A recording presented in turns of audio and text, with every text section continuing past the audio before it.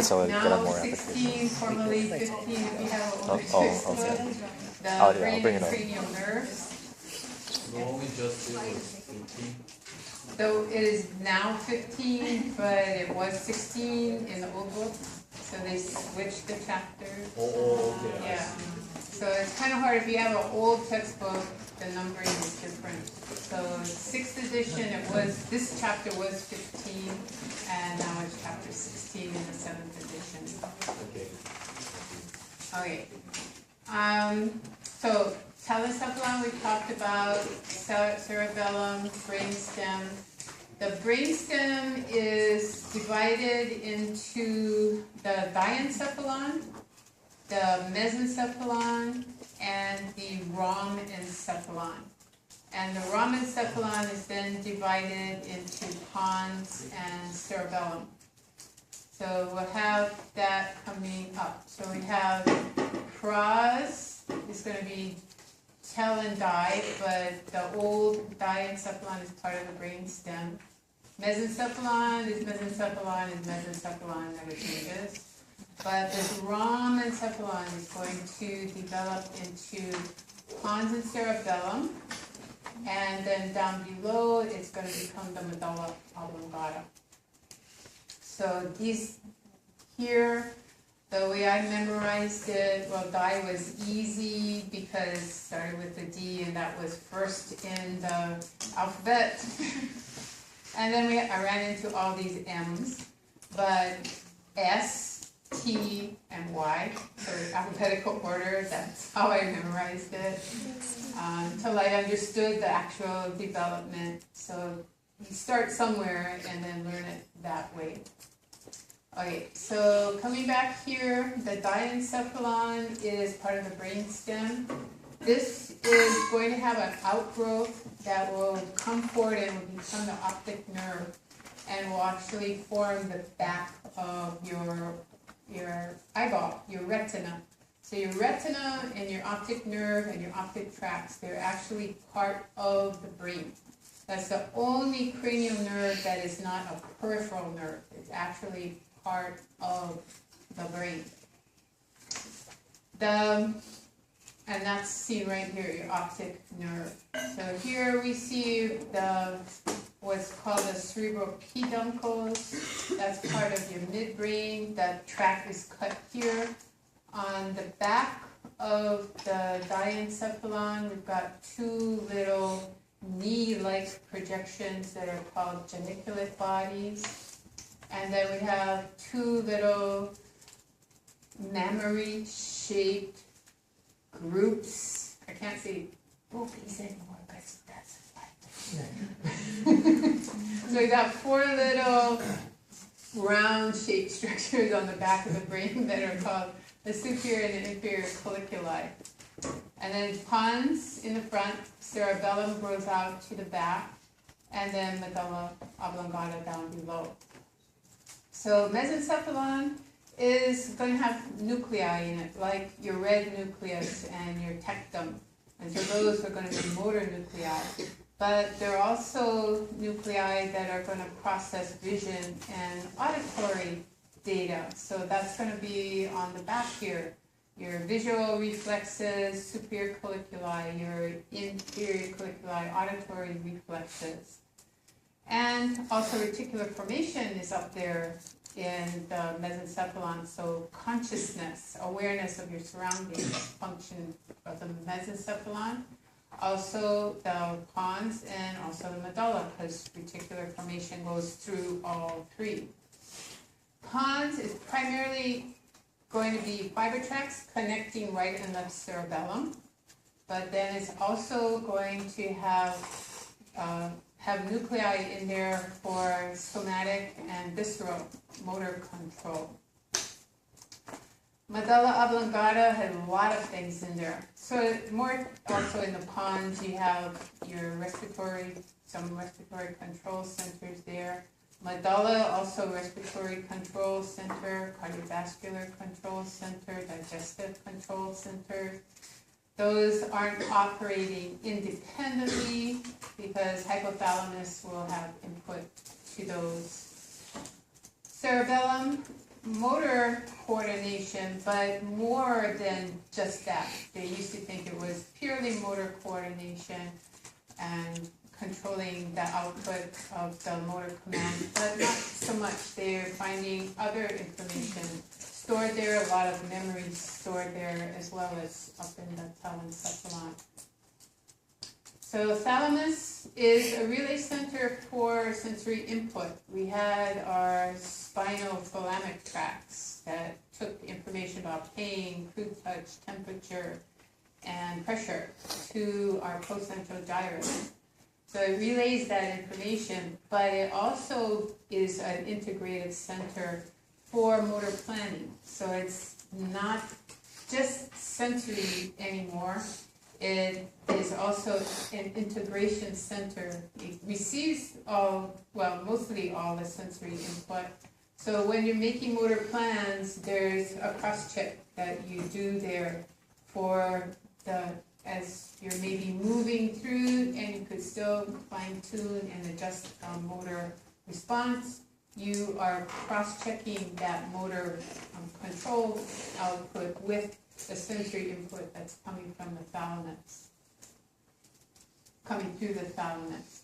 Hypothalamus, your basic drives, drinking, eating, destroy the eating nucleus in the hypothalamus, the animal just starves to death.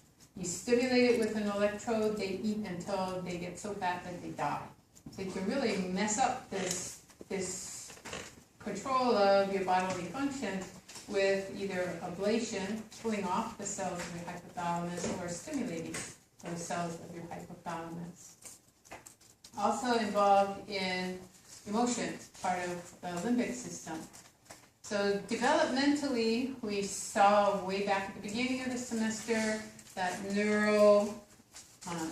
the ectoderm, the center part is your neuroectoderm, and it will fold and form the neural tube, and then it will also have a separation that will be the neural crest. Neural crest cells are going to migrate to your adrenal medulla and become the modified postganglionic cells that release epinephrine and norepinephrine. It will also migrate to the spinal cord and become motor neurons, and then also in the sympathetic nervous system, it will be the motor neurons for parasympathetic and sympathetic neurons, and bipolar cells, so your special senses, your pseudo-unipolar cells, which are all the sensory input for your somatic nervous system. That all comes from the neural crest. Your two meninge inner layers, pia and arachnoid, have large contributions from the neural crest. So they actually don't have to go very far because they're just covering the neural tube form pia and arachnoid. These wandering neural crest cells, they end up forming odontocytes. They actually took those cells, I found them in the neural crest somehow, I don't know how they did it. And I guess they followed their migration into the teeth and then came back and found the stem cell, transplanted it to the back of these fish, and the fish developed teeth on their back. And they did it with other animals as well. So you take these cells and you can transplant them, and you've got that particular cell type growing where it's not supposed to be growing, but you can do that. The Schwann cells are probably of the peripheral nervous system, are probably also from the neural crest. You get debate about that, but they probably are there. Microglial cells in the central nervous system are from the neural crest. The neural tube cells, those will migrate, and they don't migrate that far sometimes. They just migrate to the surface here or to an inner layer, and they also will stay as these lining cells. But the spongioblasts that will form the ependymal cells, those actually stay right at the tissue fluid interface, so all your ventricles and your central canal of your spinal cord will be lined by these ependymal cells.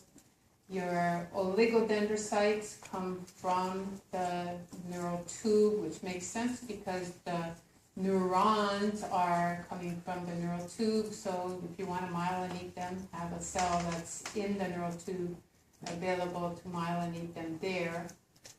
There are cells down here that are multipolar for the somatic nervous system, the pyramidal cells, and then others that are interneurons.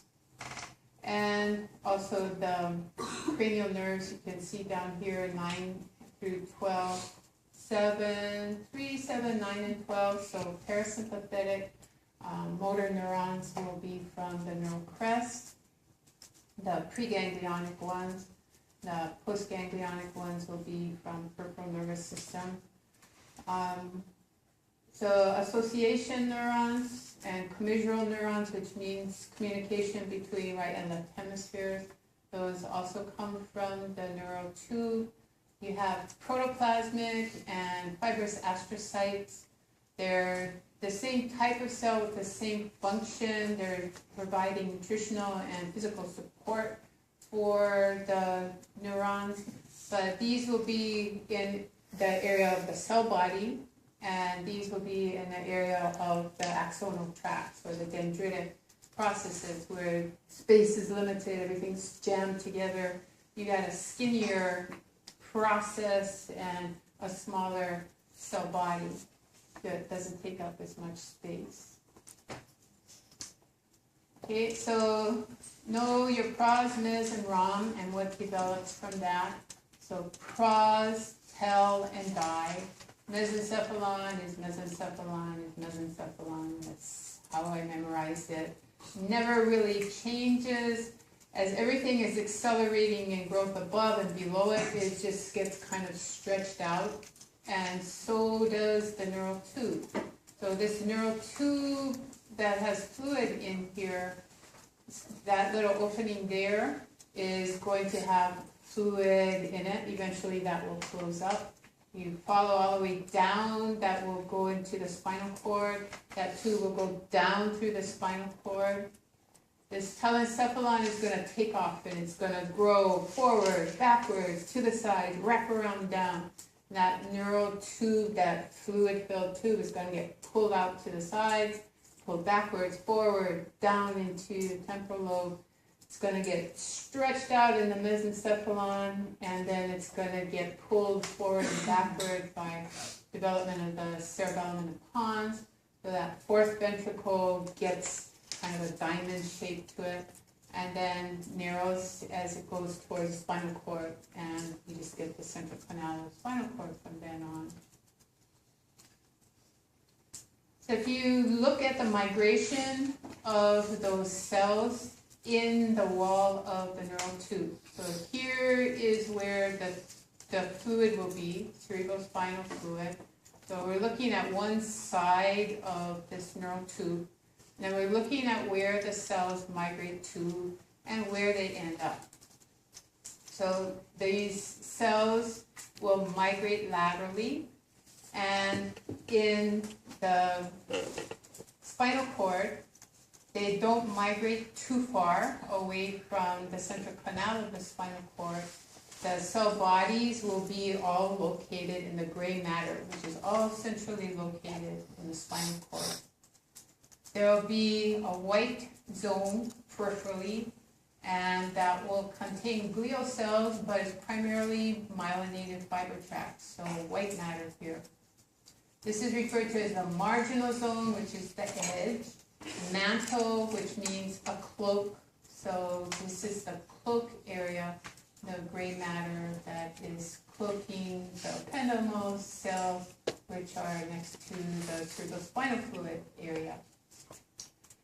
So if you look at the next segment, you have the ependymal cells migrating. They set up gray matter here.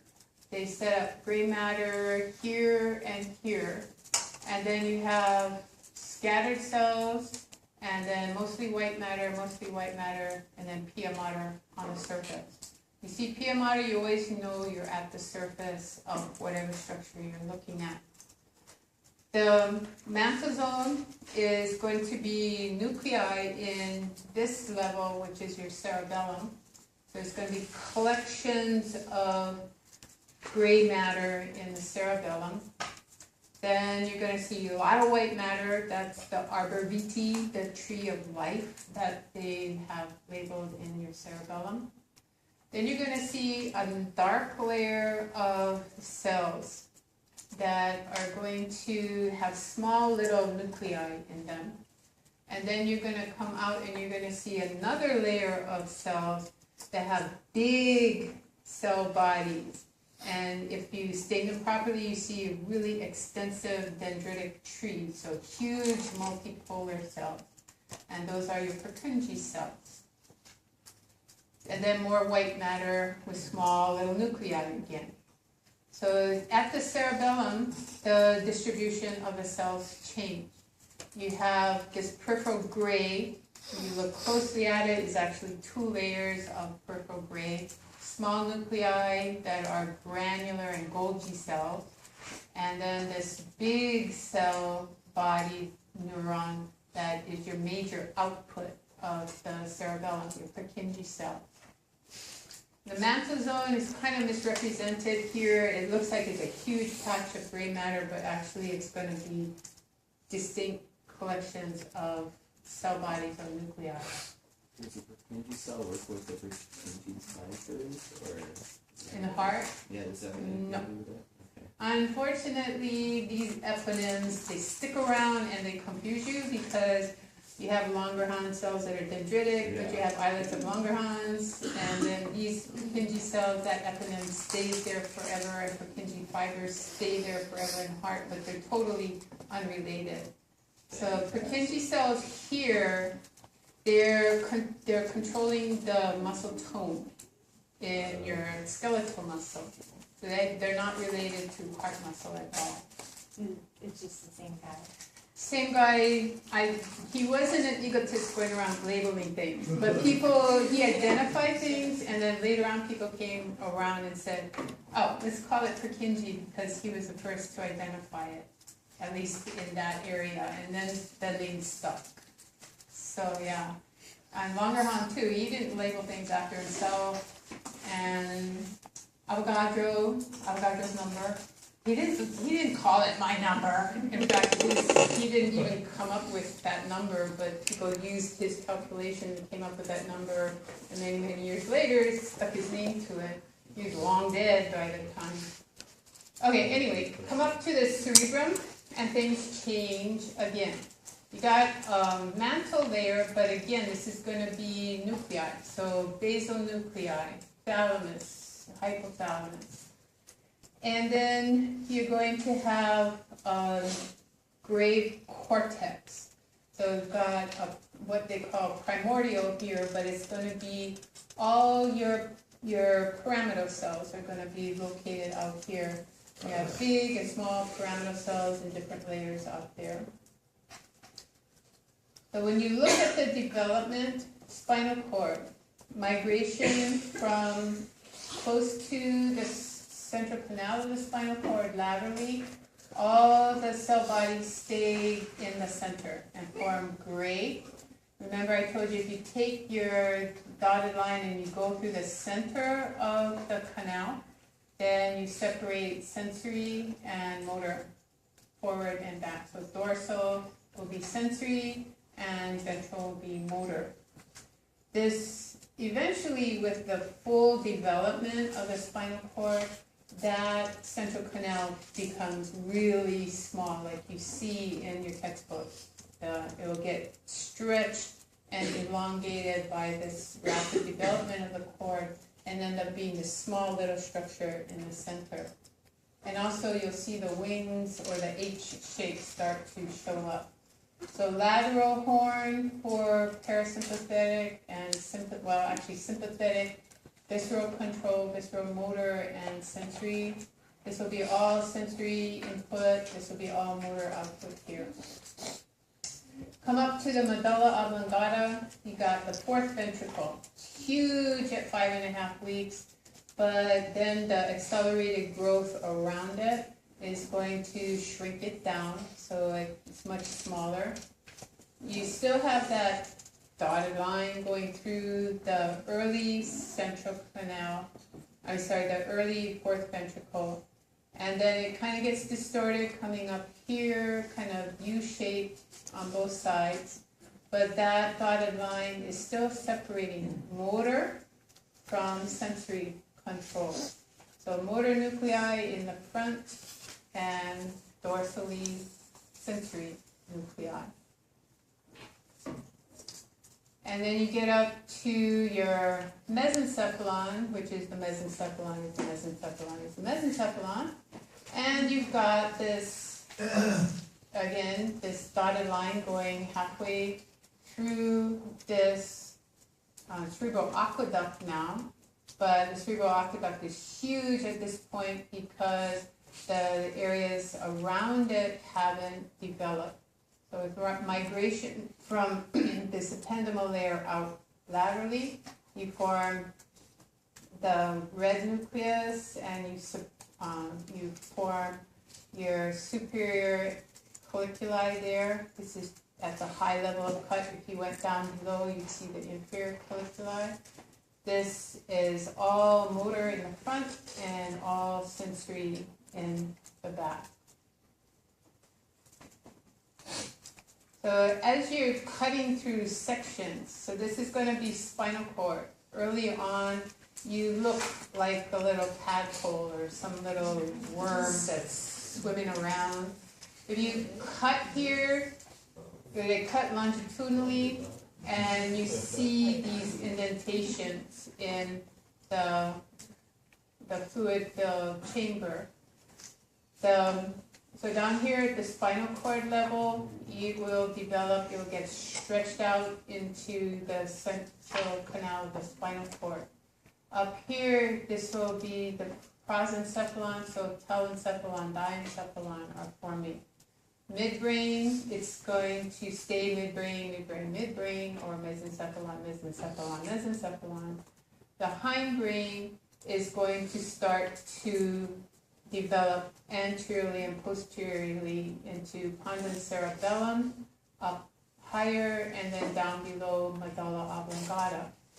So if you look at this, you cut it coronally, you see these optic vesicles growing out to the side. This is going to grow around and forward, and you're going to have your lens placoed and the front of your eye developing out here in your face, but the back of your eye has to come up and meet up with it to form the complete eyeball. So the optic vesicle and the optic nerves are going to grow forward. And then this prosencephalon up above is going to, so this is your optic stalk and your optic vesicles, optic cup, it's called now. It's going to grow out forward to meet up with the front of your eyeball. Up above the prosencephalon, around 36 days, so first month practically, you get an accelerated growth already. Now the tube is no longer really tubular shape. It's starting to get pulled out to the sides. And this is forming your lateral ventricle.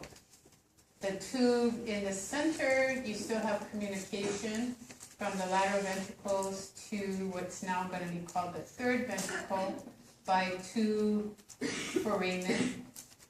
Then the third ventricle will be continuous with the cerebral aqueduct, and the cerebral aqueduct will be continuous with your fourth ventricle, and that then with your central canal of your spinal cord.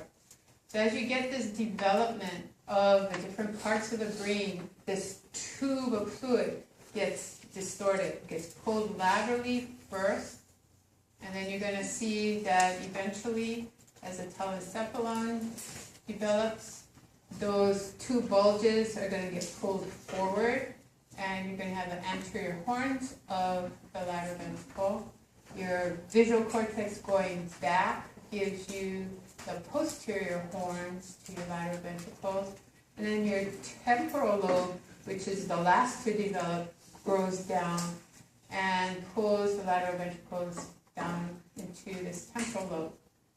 So now you've got this kind of C shape with this little tail hanging off. That's your two lateral ventricles. Looks kind of horn shaped now with this rapid accelerated growth of the brain. The intervertebral foramen were these large openings. Now these bulges are even bigger, and this is getting smaller due to that difference in the growth of the areas. Third ventricle stays approximately the same size, maybe gets a little smaller, but what really gets distorted is that area in the mesencephalon, because that was pretty big, was actually bigger than the third ventricle, but everything above it grew faster, everything below it grew faster, and then you're left with this elongated, stretched out tube that now is called the cerebral aqueduct, and very narrow. You can identify it. If you get a good section of the brain, you can actually see the little indentation there. But pretty much the tip of your pencil is the size of that aqueduct. It's very, very small. At least in a cadaver's brain, it's that small. When the cerebellum develops posteriorly and the pons anteriorly, then you get this distortion of the fourth ventricle gets pulled out to the back, also gets pulled out to the sides, so you get kind of a diamond shape down there, fourth ventricle. Now, cerebrospinal fluid is made in the lateral ventricles, it's made in the third ventricle, it's made in the fourth ventricle, it's not made in the cerebral aqueduct because there's no room for cells there, the space is too small. The cerebrospinal fluid leaves the lateral, goes through the third, goes to the fourth, joins the fluid that's formed in these other areas, and then it must exit the fourth ventricle to go to the surface of the brain and the spinal cord. So, separating the two hemispheres of the brain, come forward a little bit. The two hemispheres of the brain, right down the middle here, this longitudinal fissure is going to have dura mater in it. So there's going to be connective tissue that's going to separate right and left brain. So that's what you're seeing here. This is dura mater. It has a sickle shape to it. And so it's called the Falx, which means sickle shape, cerebri referring to cerebrum. There's also one down below that's been cut away a little bit, but there's a separation between right and left cerebellar hemispheres. That's the falx cerebelli. This connective tissue has huge veins in it called dural sinuses. And these dural sinuses will reabsorb the fluid, the cerebrospinal fluid, from the subarachnoid